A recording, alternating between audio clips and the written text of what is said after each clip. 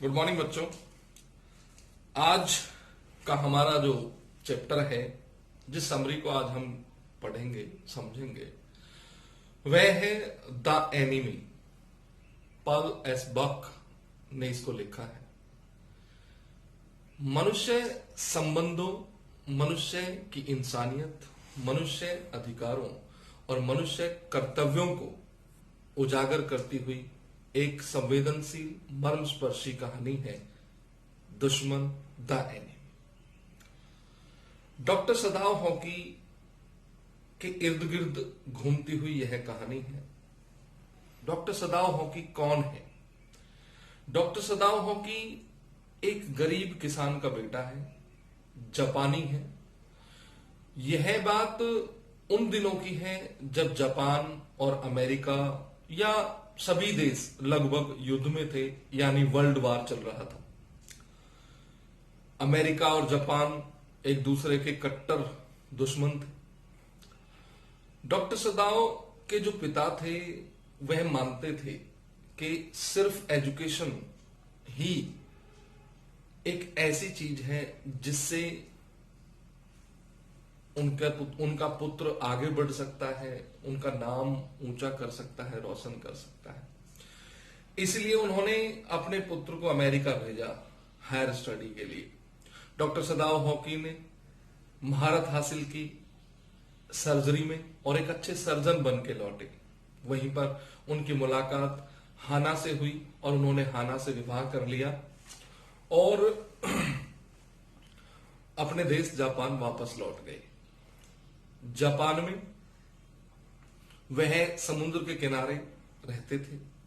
उनका घर एक छोटी सी ऊंचाई पर समुद्र के किनारे पर था।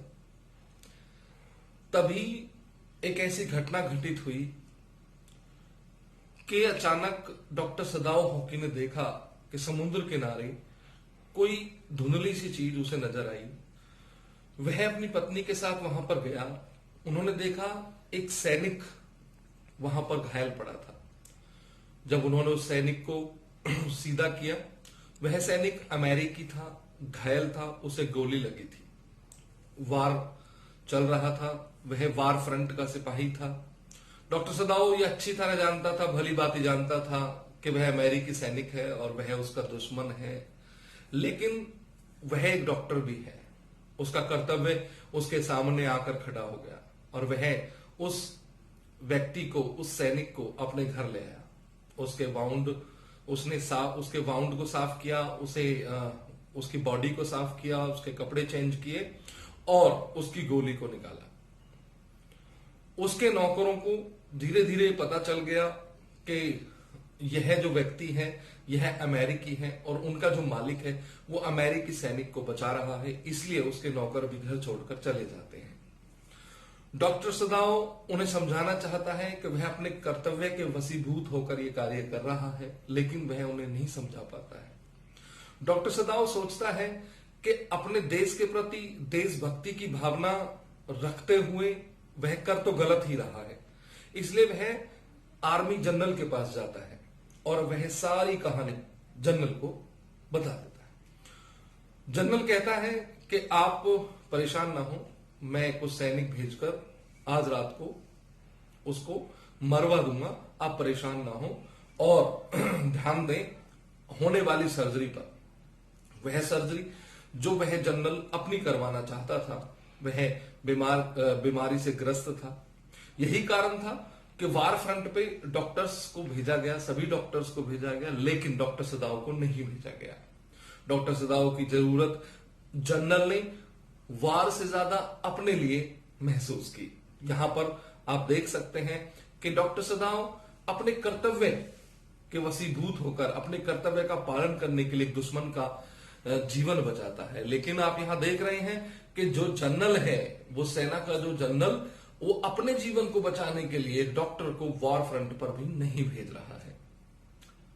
खैर, वह वहां पर अपनी सेना के जो सैनिकों को कहना ही भूल जाता है।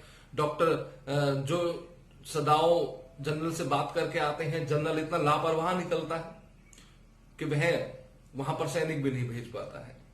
नेक्स्ट डे डॉक्टर सदाव ये सोचता है कि अगर इस व्यक्ति को मरवाना ही था, इस व्यक्ति को मारना ही था, तो इस व्यक्ति को बचाया ही क्यों था।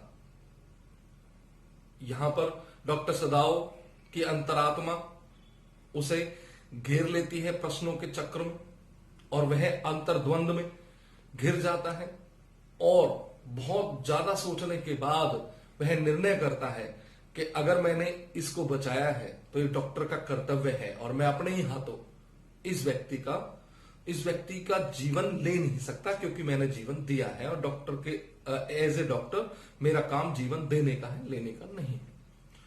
और वह एक छोटी सी नौका का इंतजाम करता है, उसमें जरूरी सामग्री रखता है, सामान रखता है, और अपने उस दुश्मन को, उस एनिमी को उस नौका में बिठाकर उसे अलविदा कह देता है और उसे वहां से रवाना कर देता है, और इस प्रकार से उसने उसका जीवन बचा लिया। इस प्रकार आपने देखा कि डॉक्टर सदाव छोटी सोच से ऊपर उठकर एक श्रेष्ठ मनुष्य की तरह अपने कर्तव्य का निर्वहन करते हैं और दुश्मन को भी बचाते हैं।